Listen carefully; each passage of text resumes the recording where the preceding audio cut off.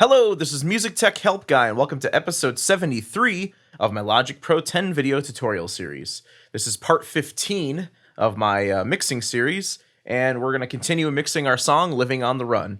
Again, if you want to purchase this multi-track session for practice with mixing, you can purchase it in the video description below. So today we're going to talk about the stereo delay. In the previous episode, we talked about Delay Designer. I recommend you watch that first because it'll make this video make a little bit more sense, although stereo delay is a bit of a simpler plugin than the Delay Designer is. So what we're going to do is we're going to apply the stereo delay to our lead vocals. Let me just show you what the lead vocals sound dry. It's actually not really dry because we have a reverb bus it's bust out to some reverb. So you're going to hear the dry signal plus a little bit of reverb, but we're going to add just a touch of delay to this as well. Oh Lord, you lift me up, and Lord, you've pulled me down. We'll never change our ways. I've always liked adding a bit of delay to the vocals whenever they seem a bit dry, just sort of like an underlying ambience. You know, I'm not looking for really hard delays. You can certainly automate the delay up or down wherever you want it, but we haven't talked about automation yet. The other thing that we sort of discussed in the previous video was the difference between tap-based delays and feedback-based delays. The stereo delay is a feedback-based delay, and what that means is that we only get basically one tap, one echo, and then we feed back that echo back into the circuit to create the long tail of ambience, that results from the delay plugin.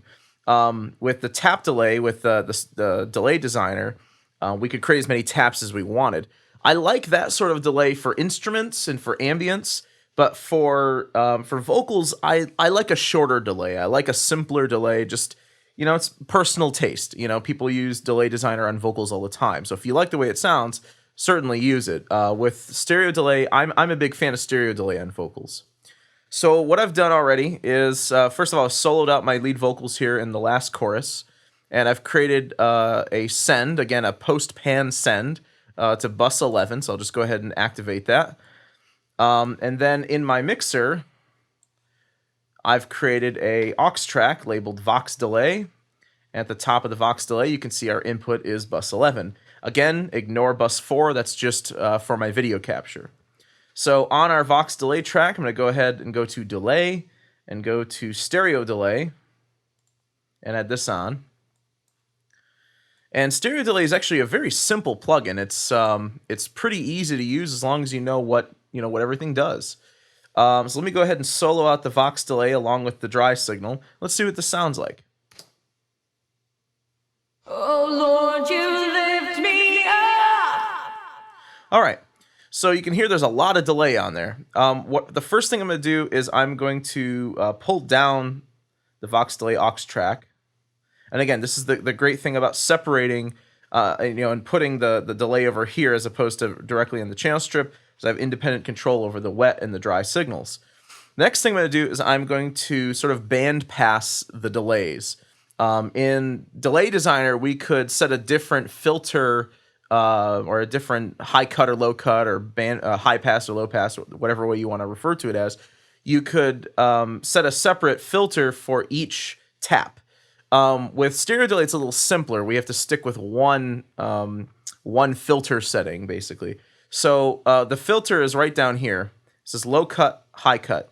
I'm going to cut out a lot of the low end, and I'm going to cut out a lot of the high end, and make this sort of a mid-range delay. This is the way I've always done things. I like it. I don't like to have a whole lot of high end in my delays. So let's just see what that sounds like. Oh Lord, you lift me up, and Lord, you've pulled me down. And then just the wet signal, if I unsolo the vocals there.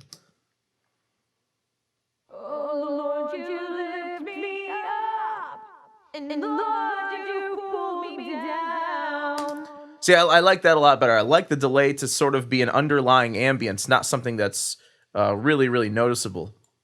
Next, let's talk about the beat sync. The beat sync basically enables whether, basically determines whether the stereo delay syncs to the beat clock and is able to sync to musical values. I'm almost exclusively going to use it in beat sync mode because I want it to synchronize to musical values. With this off, you just have to choose a millisecond value. So I'm going to turn this back on. And what you can do is, stereo delay, as the name implies, is basically two delays. You have a delay for the left channel and a delay for the right channel. So what you can do is, for each channel, you can choose what rhythm you want that channel to delay to if you're in sync mode.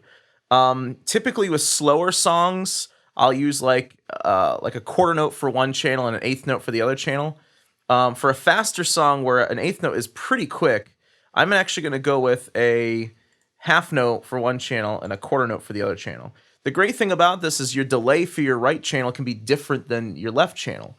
And so you get something that's sort of like a polyrhythmic, almost grooving sort of delay effect between the two channels. The other thing that you can do is you can adjust the groove itself. When the groove is at 50%, it means that the note comes in right where it's supposed to come in. As you pull this up, the note's going to come in a bit later. As you pull it down, I should say not the note, but I should say the tap or the delay will come in a little bit sooner. So just to demonstrate this, I'm going to start off with both of these on a quarter note. Oh Lord, you lift me up, and Lord, you've pulled me down. We'll never change our ways. So you can hear both channels come in at the same time. Let me go ahead and pull this up a bit. If I make the right channel have a higher groove percentage from the left channel, you're going to hear that the right channel comes in a bit later than the left channel, creating sort of a groove that no longer interlocks anymore. Oh Lord, you lift me up, and Lord, you pull me down. So this is really cool when you're using the same value in the left and right channel, but you want one to sort of come in slightly ahead or slightly behind time. I'm not going to use this because I'm using two different values, a half note and a quarter note. So let me show you what that sounds like. Oh Lord, you lift me up, and Lord, you pull me down. There we go. The output mix controls basically control the blend between the wet and dry signal. If we pulled these all the way down, we'd just hear the dry signal alone with no delay. So I'm going to pull them all the way up. Since we're on an aux, an aux track, there's no need to have them anywhere other than all the way up. If you were using this plugin directly on a channel strip, you might want to sort of pull this down quite a bit, so you can still let a lot of the dry signal through with only, minimal wet signal. So that's what these do. They're essentially wet-dry sliders. When you put time-based effects on aux tracks, it's generally a good idea to have the wet signal at 100%. All right, up here we have left input and right input. Basically what this does is it controls what's creating the left delay and what's creating the right delay. Right now, if our left channel is creating the left delay, that means that whatever is playing in the dry signal on the left side is creating the left delay. What you can do is you can sort of swap this, and you can say, I want the right channel to create the left delay, and I want the left channel to create the right delay. So you basically just get a bit of variation in the tone. This is not going to make any difference if you're on a mono track. It's going to sound exactly the same. If you're on a stereo track where there's a true stereo recording where there's some variances from the left and right channel, this will make a difference. For the vocals, I actually did use two microphones, but the capsules are right next to each other, so we're not going to hear much variation between the left and right channel. So I'm going to go ahead and put this back on left and right. Other things you can do with this is you can choose left plus right. It'll actually sum the left and right channels together to create the just the left, or you can put left plus right on both of the channels, and both of your dry mix channels will create the delay. So that I find a bit. Sometimes if it's a stereo recording, like with our two mics here, and you sum them together on one channel, you get some weird phase things going on that I'm not a big fan of. So I don't typically use this. One other option, though, is left minus right. What left minus right does is it basically inverts the phase of one of the channels, and you're going to get some phase cancellation that way. And so what happens is the phase canceled signal comes through the channel, and that's what creates the delay. So let me play that for you. This one is actually pretty useful.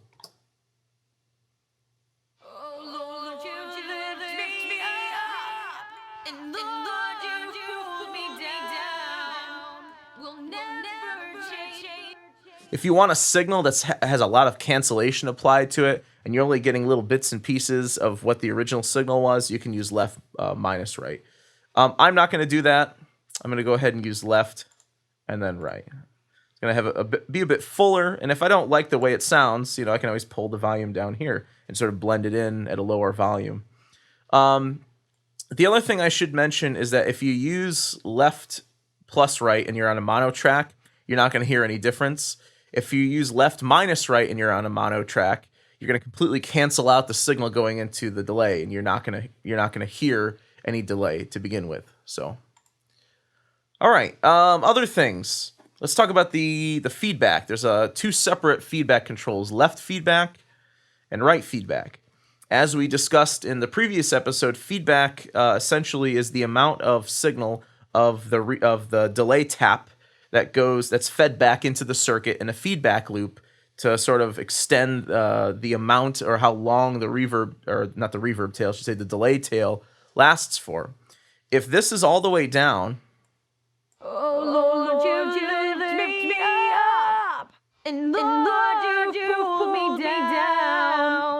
we're just gonna get a one-time delay. So we're gonna get one quarter note over here and one half note delay over here, and that's it, nothing else. As you start to pull the feedback amount up, you're going to get more and more delay tail, and the delay is going to last longer. So I'm going to put this on 35% for the quarter note and 40% for the half note. Let's see what this sounds like.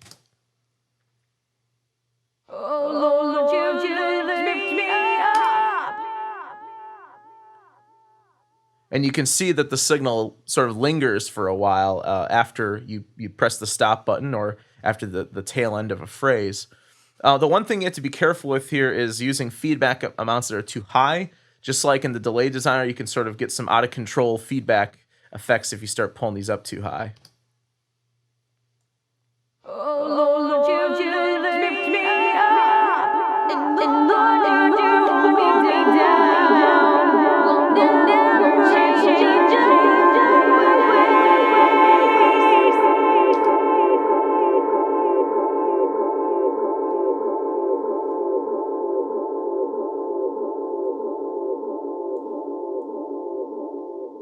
So that might be kind of cool if you're trying to create sort of like an ambient drone or something like that, something that sort of lingers for a while.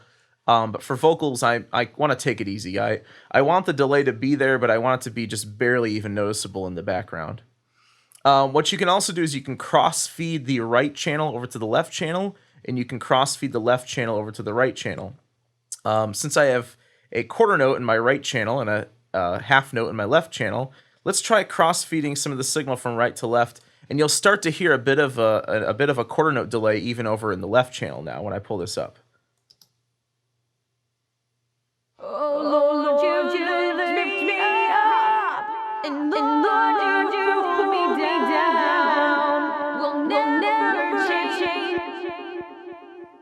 So that bit of quarter note in the left channel is produced from the crossfeed here. So I'm going to pull this up just a hair, and I'm going to go ahead and pull this up just a hair too, just to make it a bit more interesting. And the last parameter in the stereo delay is just the phase buttons. I'll be honest, I don't really ever use them. I haven't really found a reason to use them. I can only imagine that by turning one on, if you have any sort of like matching, if like I have two quarter note delays and and the signal on the left and right channel is almost identical, if you phase invert them, you're going to get some phase cancellation possibly, but at the same time, I mean, keep in mind this is a stereo delay, so each of the channels are on different channels. One's panned hard left, one's panned hard right. So unless you really work the crossfeed to left to right or crossfeed right to left into play, you're not really going to get too much phase cancellation. So I honestly haven't found a use for these. If you have found a use for them, please comment in the comment section below. But I've never used them. But yes, you can invert the phase of your right and left feedback, and you can also invert the phase of your crossfeed. All right, I tweaked a few things, and this is the setting I ended up going with. I've also added the same send on the harmony track over to bus 11, so both the harmony and the main melody of the chorus have the same delay effect. However, I did lower the, and again, this is one of the great advantages of using sends as opposed to sticking it right on the track, is that I have a lower send amount than I use on my harmony track here than I used on the main track. So you can make the harmony have a bit less presence in the delay aux than the lead vocal does. So here's what the combined wet and dry signals sound like together. Oh Lord, you lift me up, and Lord, you've pulled me down. We'll never change our ways. Oh Lord, why can't you lift me high when we're just living on the run? I like that nice little bit of ambience we get underneath the vocals. Not super noticeable when we blend it in with the rest of the song. Unfortunately, I'm not gonna play it with the rest of the song because I keep getting flagged for copyright infringement on my own songs. So I'm gonna save playing the whole song until the end. So, all right. So I hope you enjoyed the video, and thanks again for watching.